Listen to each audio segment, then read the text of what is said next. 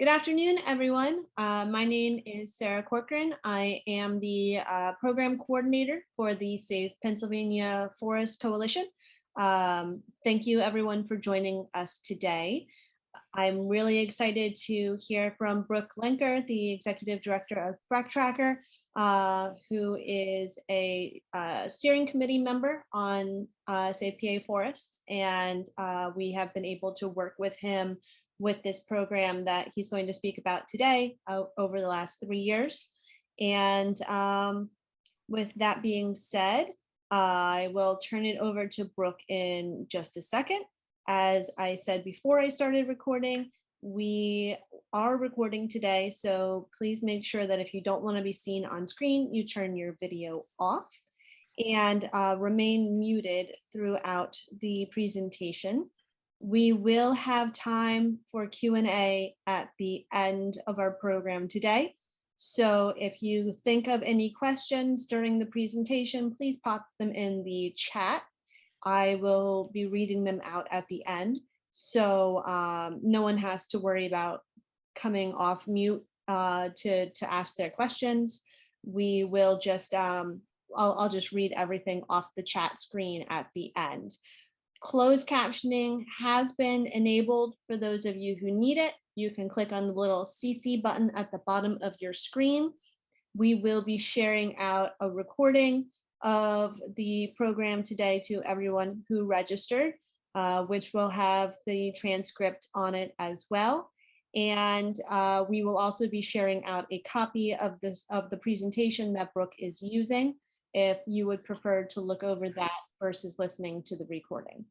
So Brook, if you want to go ahead and share your screen, we can get this rodeo started. Okay, there we go. All right, can everybody see that? I can see it just fine, Brook. Awesome. All right. Well, thanks so much, Sarah, and thanks everyone for being here today for this presentation. It's nice to see some familiar names and faces on screen. So FracTracker conducted 3 consecutive what we call digital atlas projects in 2019, 2020, and 2021, looking at Pine Creek, the Loyalsock Creek, and the Lycoming Creek, respectively. We did these analyses to really document the footprint of drilling, especially unconventional drilling, the boom in these watersheds, which are really iconic. They're places that many of us know. Maybe we recreate there, but we know they're sort of treasured landscapes, and they mean a lot to many of us. So this photo was taken by FracTracker's drone and Ted Auk piloting over the Loyalsock watershed. It's one of many many well pads, and gives you an idea of sort of the immensity and scale of this kind of unconventional oil and gas infrastructure. Okay. So I think many of you are familiar with FracTracker, but if you're not, we're a nonprofit organization. We're headquartered in Camp Hill, Pennsylvania, but we work across the country to map, study, and analyze oil and gas development as well as petrochemical development. And we do this ultimately to protect public health, to protect the natural resources we all care about, and of course, our climate. But if you're not familiar with us, I encourage you to check us out at FracTracker.org. So this is a photo taken by my colleague, Matt Kelso, of Lycoming Creek. And it's a very biodiverse waterway, best known not only for its trout fishery, but also the hellbenders that live there. It's probably the best hellbender stream in population, or in Pennsylvania. And we had the privilege of meeting with Dr. Peter Patokis from Lycoming College, who told us more about these amazing amphibians, the largest amphibian in North America, and they reside in the Lycoming. But let me tell you a little bit more about Lycoming Watershed. Again, this is the stream we looked at, the watershed we looked at in 2021. So this is a watershed map. To orient you, you can see Williamsport at the southern end of the watershed, where the creek enters the west branch of the Susquehanna. And what we're trying to depict on this map is that there are a lot of high quality trout streams in the watershed. There's a big chunk of public land. This is the Loyalsock. This is a part of, I should say, the Loyalsock State Forest. A big chunk of it east of State Route 14 and a chunk west of 14. And that chunk of land is bordered on the west, more or less by US 15, just to give you some orientation, by US Route 15. So if you're heading north of Williamsport on 15, you go right through the Lycoming watershed. And you can also see the yellow, especially that yellow squiggly line set in the state forest segment to the east. A large part of that is the old loggers path. This particular issue was manifesting itself.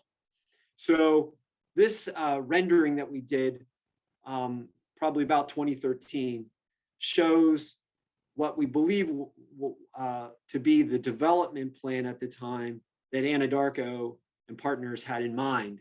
So if you see those cream colored rectangles, those are showing proposed well pads that would have dotted the landscape in the Rock Run watershed, of course, part of the Lycoming.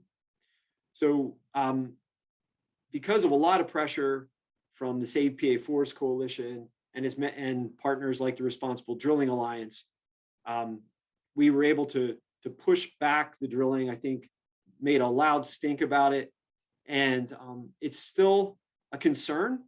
EQT has acquired rights to this area, to the holdings, I should say, of Alta Resources that had purchased those from Anadarko. So we're concerned that this area is still vulnerable. So it's sort of a case study, but it's very relevant to this watershed, and we are concerned about it. So I want to give you a portrait of drilling in the Lycoming watershed. And conventional oil and gas development somewhat skipped over this watershed to some extent, but that wasn't the case with the unconventional drilling boom, which came like 2008, 2009 to this area in general. There are, well, I want to show you, I guess, before I get into some of the specific data, I want to point out this photo. So this is an image that was obtained in, I believe, June of this year. This is a well pad, or may have been actually in May, but it's an Alta well pad on state forest land. They were actively fracking that well pad, so you get the idea of what that looks like. There's a lot of activity on a well pad when they're fracking. There are sand trucks. There are trucks bringing in fluids. It's a heavy industrial process in the middle of our quiet state forest lands. If I'm capable of doing this, I'm going to try to show you a video of this that I took at ground level approaching this well pad. And so you get to hear what fracking is like.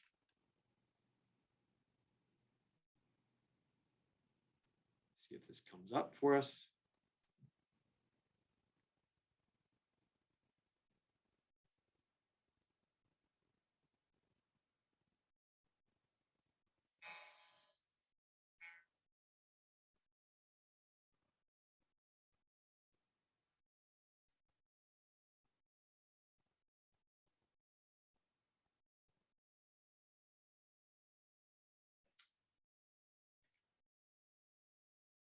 Whoops, what did I just do? Uh-oh. Let me, 1 second. Sorry about that, folks. Okay, everybody seeing that? Okay, good. Sorry about that. So that gives you an idea of the sound. That doesn't do it justice. It's much more annoying than that may have seemed. Kind of like a really bad experience at the dentist, going on for days and days on end. Fracking by the numbers in the Lycoming Watershed, there have been, as of our analyses this spring, there have been 384 drilled fracked wells in the watershed by 15 different companies. Interestingly, 10% of the wells have already been plugged. 10% of these unconventional wells have already been plugged in the watershed, suggesting perhaps that in some cases, in some places, the yields weren't what they had, the companies may have hoped. So between 2008 and 2021, there have been over 634 violations to oil and gas companies operating in the watershed. Those are violations issued by Pennsylvania's DEP. So that's quite a bit. It was actually slightly higher than the state average per well.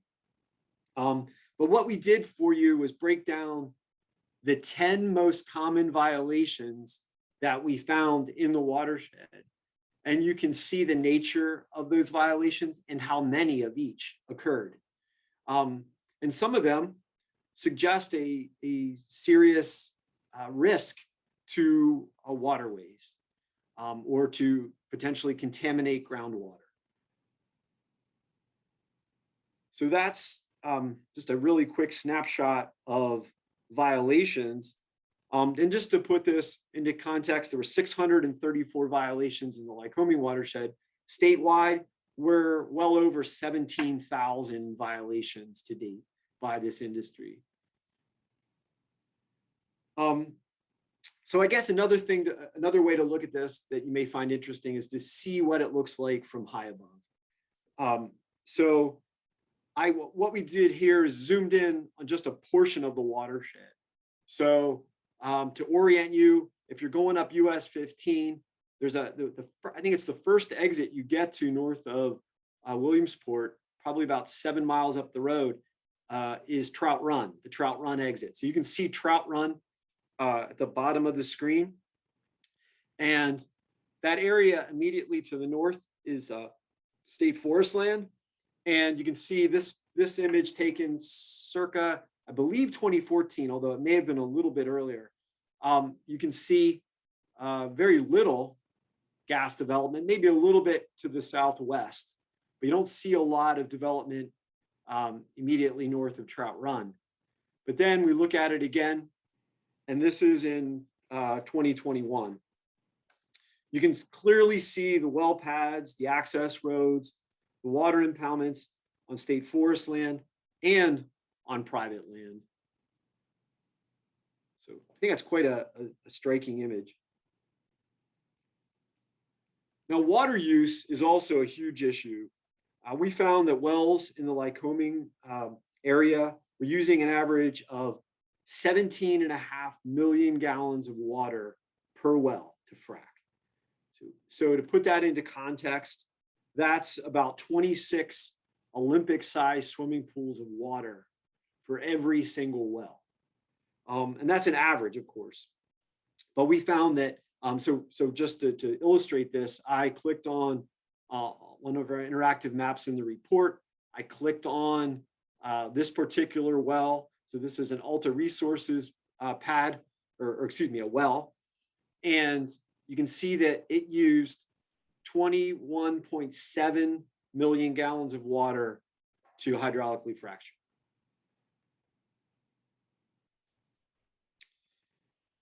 But it's not just water use that's a concern, it's also water contamination. So, you know, the DEP, since this boom began, has received thousands of formal complaints from PA residents pointing to the negative effects of drilling. And many of those complaints have had to do with water, probably roughly half of them. So the nature of those complaints has been well researched by the investigative journalism organization Public Herald. And we did some mapping for Public Herald of these complaints. And this data depicted in this map is a subset of that.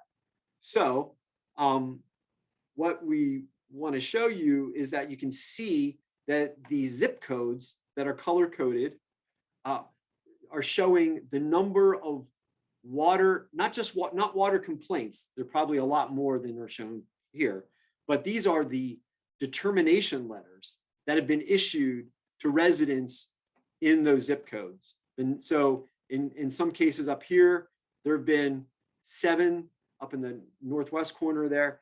That zip code has 7 determination letters issued. So DEP overall has probably issued close to 400 determination letters across the state. Excuse me. And those are letters that basically say, yes, we research your complaint and we are assigning culpability to the oil and gas company that's drilling near you for your water problems. So you can see that these numbers, so these are folks whose water has been compromised and the oil and gas companies have been assigned a blame essentially. So with all this water use comes a whole lot of liquid waste. And we know that this so-called brine is highly salty, typically radioactive, and potentially laden with all sorts of other contaminants. So just out of the Lycoming watershed, we found that over 9 million barrels of liquid waste has been produced. And to put that into perspective, a barrel is 42 gallons. So that those 9 million barrels equate to about 378 million gallons of toxic waste coming out of this one piece of Pennsylvania. And this map, these figures, these ranges are in barrels. So just to put that into perspective for you. But we're also I just wanted to show the breakdown of we get this question a lot, where does the waste go? So this is a statewide pie chart showing the disposition of waste coming from this industry, specifically liquid waste. So you get the idea of, yes, about 50% of it, not quite, is reused at the well pad. Excuse me. About 10% or so goes to injection wells. Some of it is goes to waste processing facilities, but it's going all over the place, in short.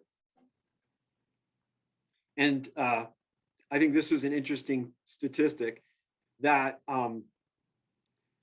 looking at waste through 2020 in Pennsylvania, the drillers in the state have produced about 2.6 billion gallons of liquid waste. But we're also concerned with air pollution. So this is the Hagerman compressor station on state forest land in the Lycoming watershed. And with the help of our friends at Earthworks and their forward-looking infrared cameras, or what we call FLIR cameras, we were able to document fugitive emissions and combustion emissions from this massive compressor station. And it's just one of several compressors in the watershed. And I'm going to try to show you this video. Hopefully this works out for me. But this is a FLIR video of this site. So note that green tank on the left side of the image, and let's watch the FLIR video.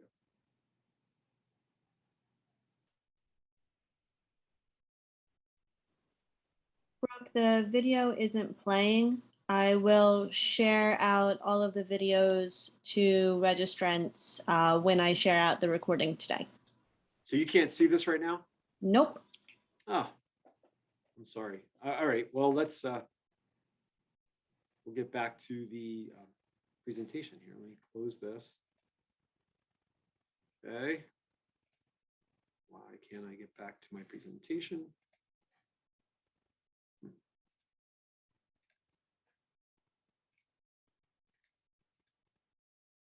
Sorry. Cannot get back here. It's not showing up.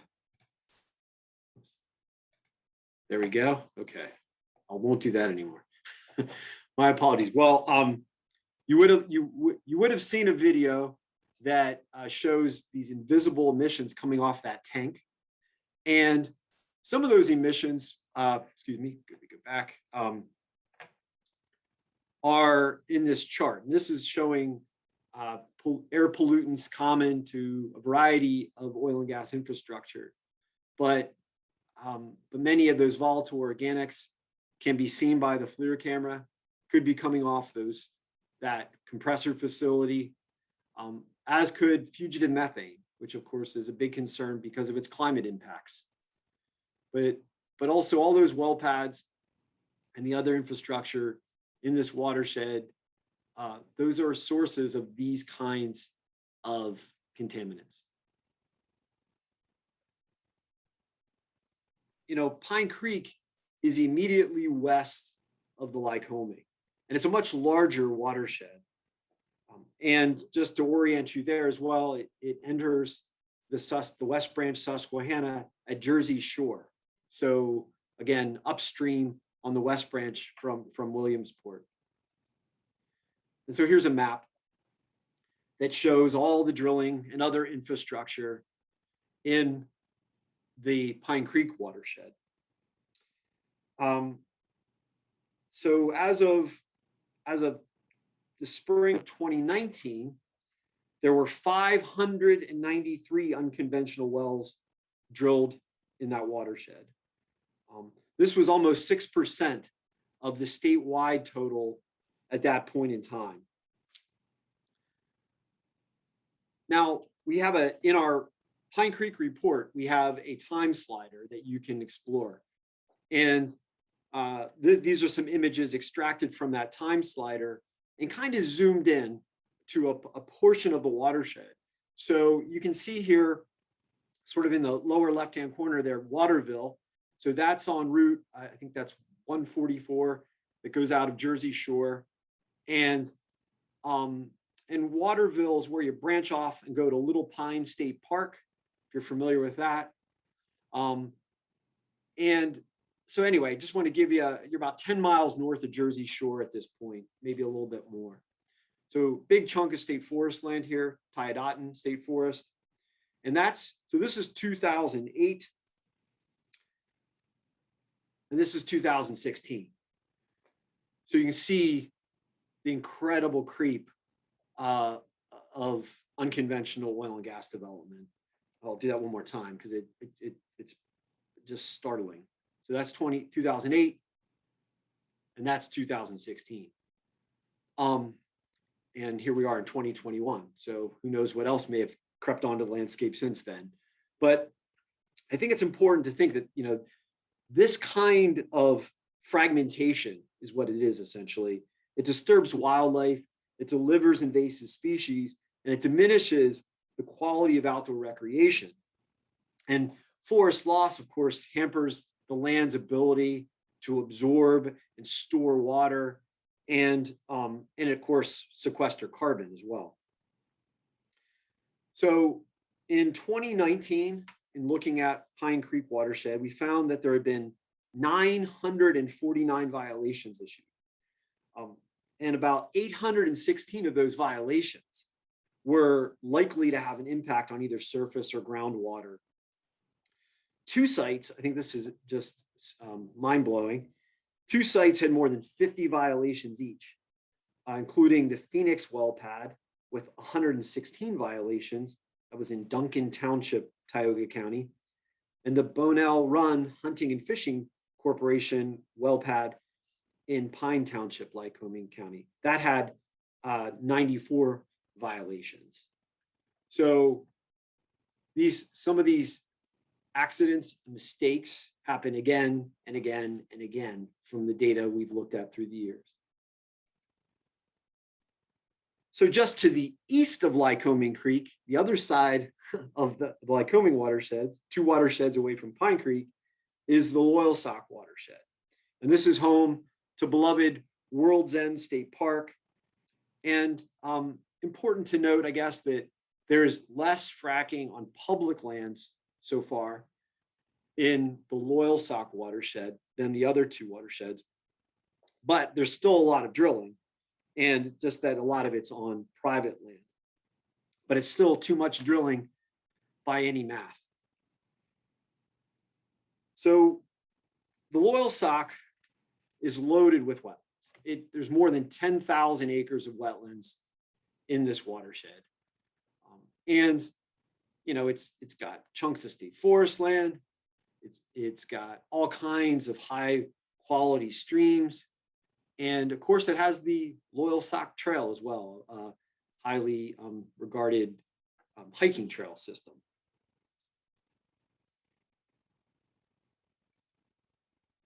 But no matter how bucolic or inspiring a watershed may be, it doesn't necessarily keep the drilling out.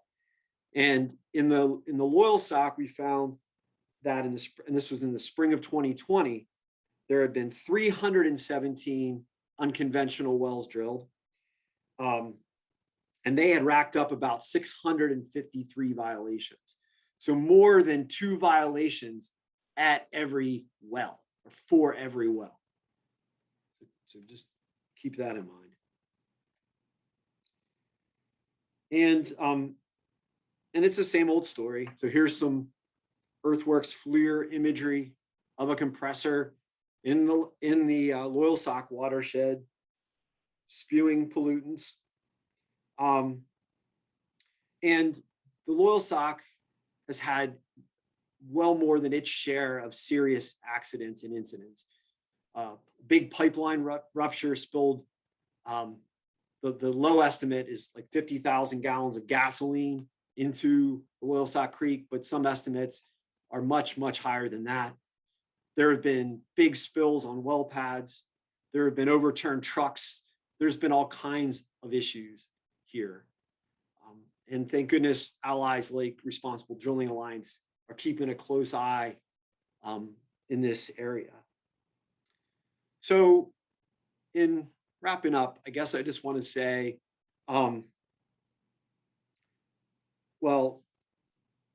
excuse me, the last slide before wrapping up is that, water here too is a big problem, using incredible quantities of water. So this is a water withdrawal facility near Forksville, just downstream of World's End State Park. Chief Oil and Gas operates this site, and it's a depot for loading up on water coming out of the Loyalsock Creek. And friends like Barb Jermoska from RDA have talked about just how egregious the water withdrawals are on this creek.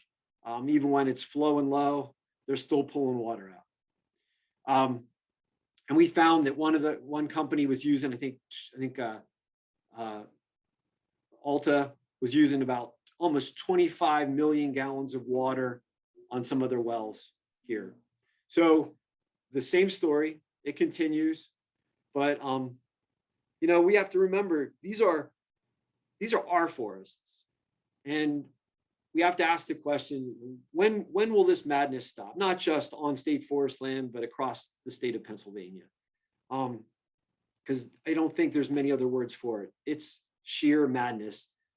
And the madness is reinforced when we look at the recent IPCC report about the state of our climate. And this kind of activity needs to stop. It needed to stop years ago. But I want to leave you with something hopeful. So this is a restored well pad. This is a restored well pad on state forest land that we recently discovered. And it's loaded with native species that were seeded or planted.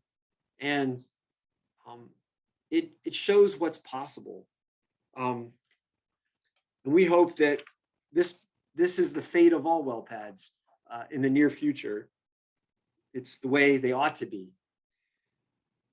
Well, I want to thank all the folks who have helped with this report on the report on the Lycoming, as well as the other two reports. It's some of the same folks. Some of the volunteers are listed here. We probably missed a few folks, and also the funding that came from the Foundation for PA Watersheds, who have supported all three of these projects. And next year, we hope to visit the Towanda Creek watershed immediately to the north and east of the Loyalsock, and continue these very sort of specific analyses that look at these places and the landscape impacts. So that's all I have. I'm going to finish with this also hopeful slide. And Sarah, I guess we can entertain questions as you wish. Absolutely. And if you want, you can leave that slide up because it's very nice to have a thank you slide up. We've had some great questions in the chat so far. And if you have any further questions for Brooke, as I'm reading through the ones that have already been put in the chat, feel free to put them in the chat as well, and I will read them out. So the first question, a lot of these are on water use, Brooke. The first question comes from Julie, and she's asking, how many times can frac water typically be reused at the wellhead? That's a great question. And I don't have a firm answer to that. I think it can probably be used successive times. I don't know how many exactly, but then it just gets too concentrated from my understanding. It's just too concentrated with salts and contaminants to be effective, I guess, in the fracturing process. So yeah, then it has to be disposed of or further processed at least. So yeah, I don't know if that answers the question. The next question is from Edith, and she wants to know where does the water that is used come from if it's not reused brine? So it comes from a number of withdrawal points, and just for example, in the Lycoming report, there's a map that addresses water use, and you'll see icons in there for all the both impoundments, surface impoundments that have been created, and also all the withdrawal sites along, say, the Lycoming Creek.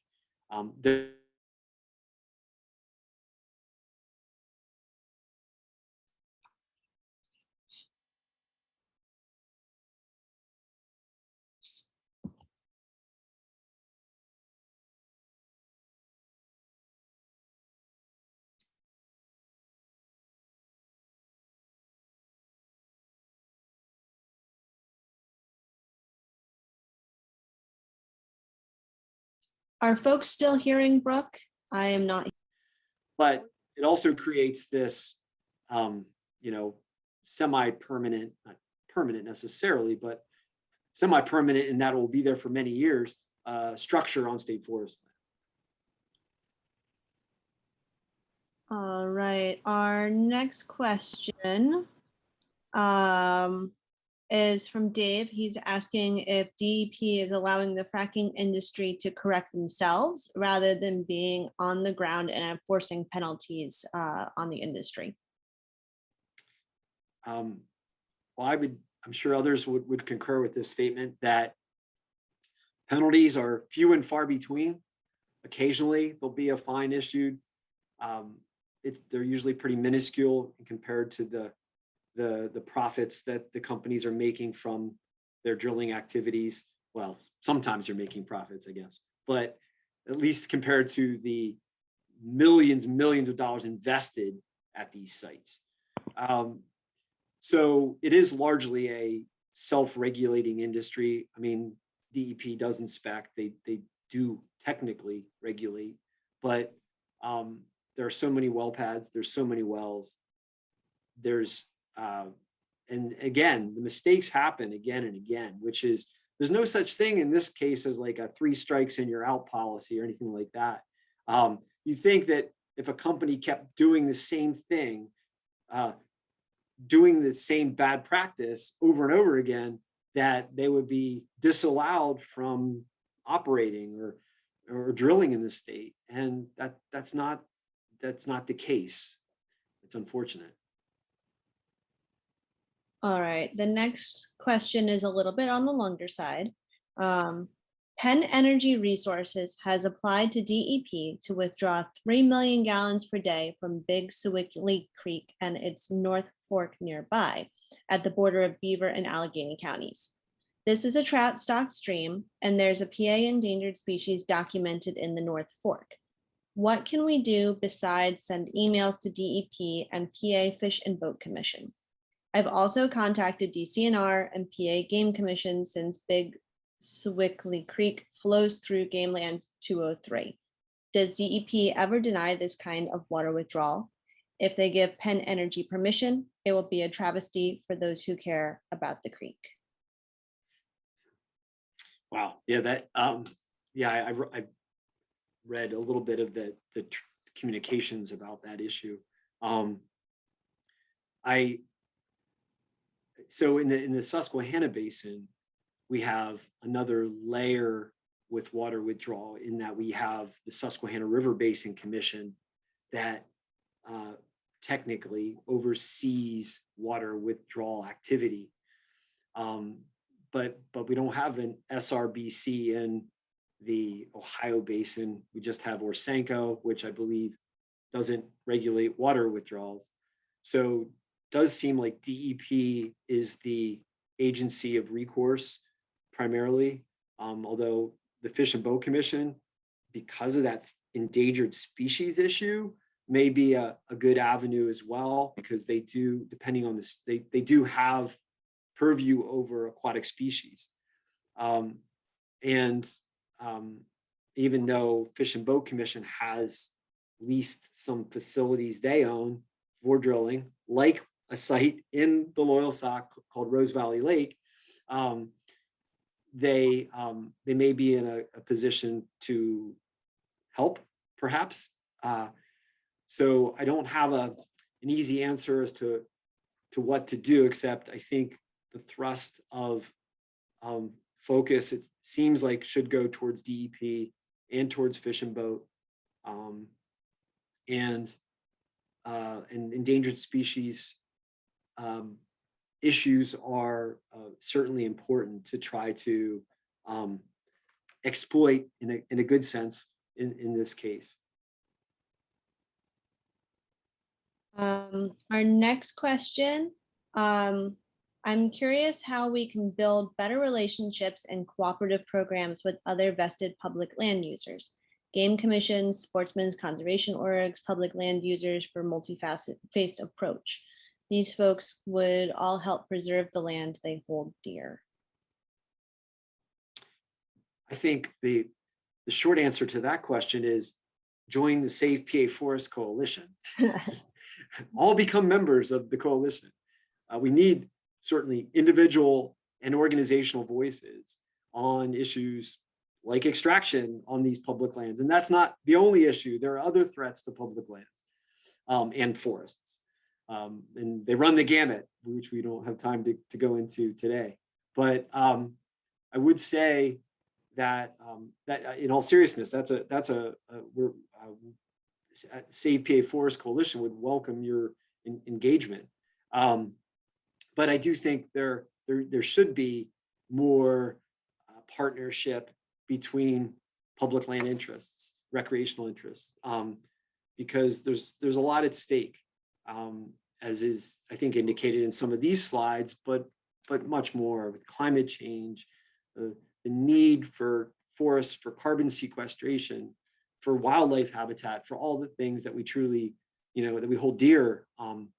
We need to work cooperatively as much as that, as possible, but especially when it's to do good. So, yes. The next question is a request for a case study. So if you happen to have one on hand, we can send it out with the recording, Brooke, but it was an ask for a case study from anywhere in which public action led to ceasing or more effective oversight from fracking operations. Wow, that's a great thing. I mean, one case study that I think is well, I already highlighted, I guess, that I think is indicative of people power is the Clarence Moore thing I mentioned early on in the presentation, because organizations got together, activists got together about this imminent threat to those lands in Rock Run and the health of the watershed. And I think there was a public meeting that was demanded by the public, and there was a huge outpouring of people to that event. And shortly thereafter, the Secretary of DCNR, Richard Allen, was let go. I mean, there may have been other issues involved in that, but the point is that people yelled and screamed appropriately at that meeting and in other actions around that issue. And because it was such a massive outpouring of interest, it got the attention of the agency. And they know that it's unacceptable to drill in that place. So it's a good example of people making a difference. I mean, I know it doesn't always work, although I think if enough people speak out, it probably does, even in many other circumstances. But anyway, that's one that comes to mind. Just repeating the obvious, I guess. But I'll be happy to try to give that more thought too. The next question was asking if any of the creeks in the watersheds have tested positive for chemicals from fracking.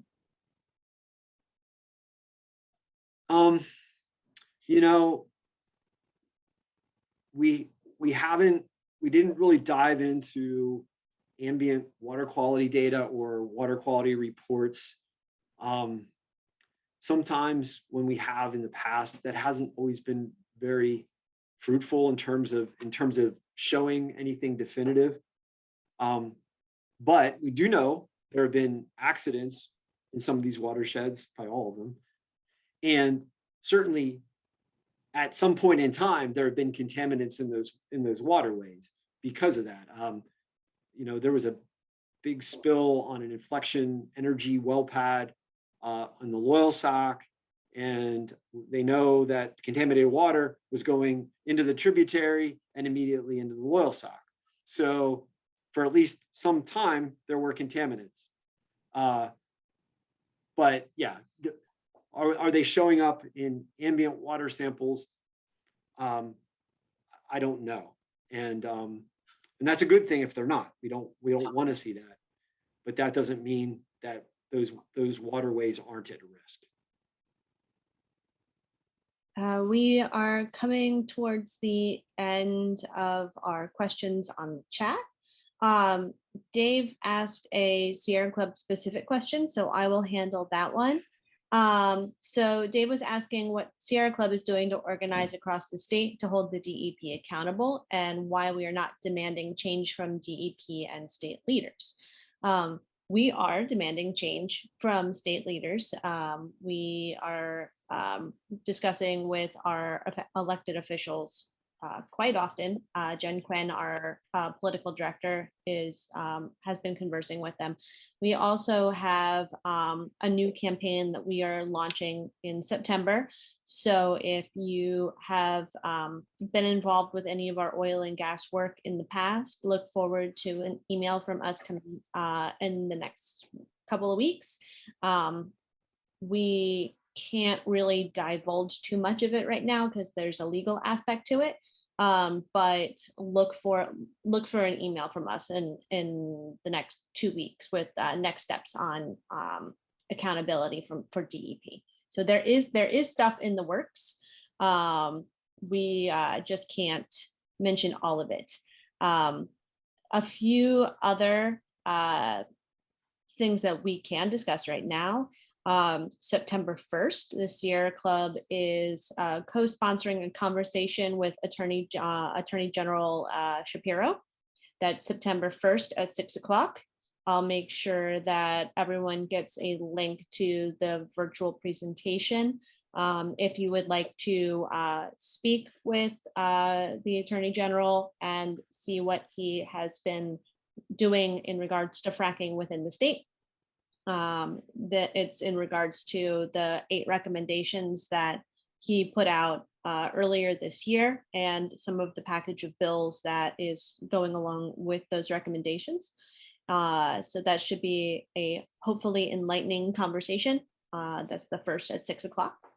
And we are also going to be hosting an outing in September on the 18th in Oil Creek State Park to help folks identify abandoned and orphan wells within the state forest system and what you should do if you do happen to come across one. There's a whole reporting process with DEP where you can call into your local office, and I can send out those numbers as well for reporting any abandoned orphan wells or active violations. If you happen to come across anything that you think is not quite right, if you come across an oil and gas site within within the state. So lots of cool resources I can send your way. Yes, Dale, I see the plug for the Dirty Energy team meeting tonight at 7 o'clock. You can go onto the Pennsylvania Sierra Club website to register for that. Or if you would like, I can send out that information as well, but it would probably not be in time for the meeting tonight. So go to the Sierra Club Pennsylvania chapter website to sign up for the Dirty Energy team meeting this evening if you would like to attend. And there are a lot of thank yous to you, Brooke, for the presentation today. We are coming at time. So once again, I will say if anyone has any questions that weren't answered today, you have my email address. Feel free to send me an email and we'll make sure that they get answered. And we will send out the recording. We will send out the slide deck. And I have a whole list of resources that I can send out to folks as well. So thank you so much for attending today, and enjoy the rest of your week. Thanks, everybody. Yeah.